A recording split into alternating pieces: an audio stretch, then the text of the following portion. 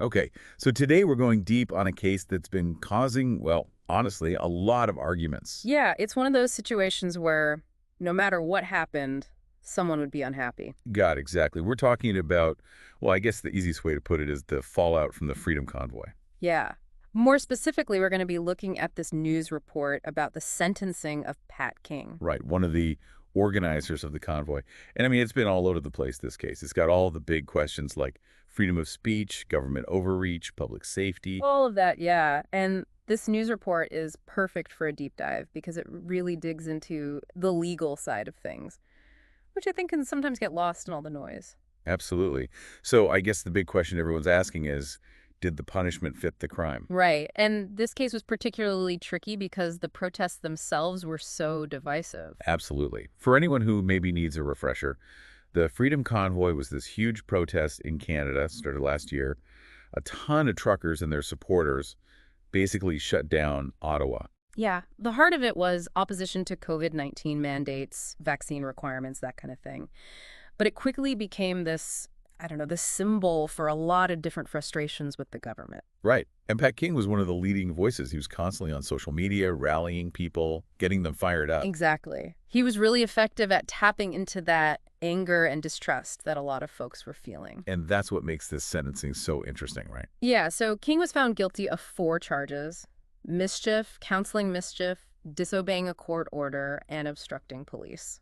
All pretty serious stuff. I mean, the Mhm. Crown was actually asking for 10 years. Yeah, which, wow, 10 Yeah, years. so you can imagine how surprised everyone was when the judge, Justice Hackland, only gave him 3 months of house arrest, plus 100 hours of community service and 12 months probation. And on top of all of that, he got 9 months credit for time served, so he basically walked free. Which, I mean, you can imagine sparked a ton of debate. Oh, absolutely. King's supporters were, over the moon. They saw it as a victory for freedom of speech, right? Exactly. A sign that the justice system was pushing back against government overreach.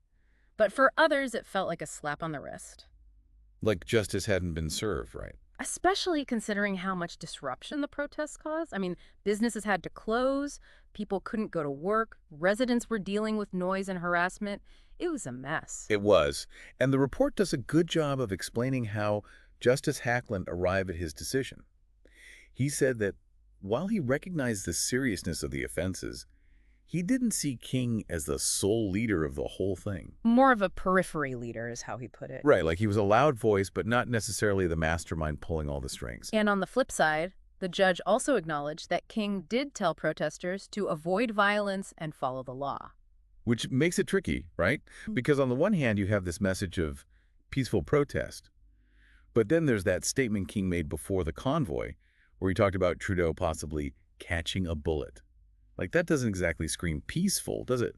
No, not really. And it makes you wonder how much weight the judge gave to those earlier statements. Right. Like, was he just caught up in the moment? Was he exaggerating to make a point? Or was he serious? It's hard to say. It is, and that's what makes these cases so complex. You're dealing with people's motivations, their state of mind, and trying to figure out what they truly intended. And then, just to add another layer of complexity, on the last day of his sentencing, King apologized, He said he was remorseful for all the disruption the protests had caused. which, you could see it as a genuine expression of regret, right? Like he finally realized the impact of his actions. But the report also mentions that his probation officer and a lawyer who specializes in these types of cases were both skeptical. They thought it might have been a strategic move to try to get a more lenient sentence. Which honestly makes you think about the whole concept of justice, right? Like, how do we know when someone is truly sorry? Yeah, can you ever really know what's going on in someone else's head? Exactly. And yet the judge accepted King's apology as emotional and sincere, which clearly played a role in the sentencing. Right, and it just goes to show how subjective these things can be. Different people are going to interpret the same actions in different ways. Absolutely. And just when you thought it couldn't get any more complicated, the prosecution is now considering an appeal. Which means this whole thing could drag on for who knows how long. But I think even if this specific case gets resolved, it brings up a lot of bigger questions that aren't going away anytime soon. You're right. I mean, we're seeing more and more protests like this all around the world, fueled by social media, often targeting governments and institutions, and the courts are struggling to figure out how to deal with them. Because on the one hand, you have the right to peaceful assembly, the right to speak out against things you disagree with. That's fundamental to a democracy. But at the same time, there has to be a limit, right? You can't just disrupt everyone's lives and break the law in the name of protest. Exactly. And that's the tightrope walk the courts are having to navigate right now. Finding that balance between protecting individual rights and maintaining public order. It's a tough one, and I don't think there's an easy answer. But it's something we need to keep talking about. I completely agree. So for everyone listening, here's something to consider. Does this case set a precedent for future protests? And if so, what kind of message does that send?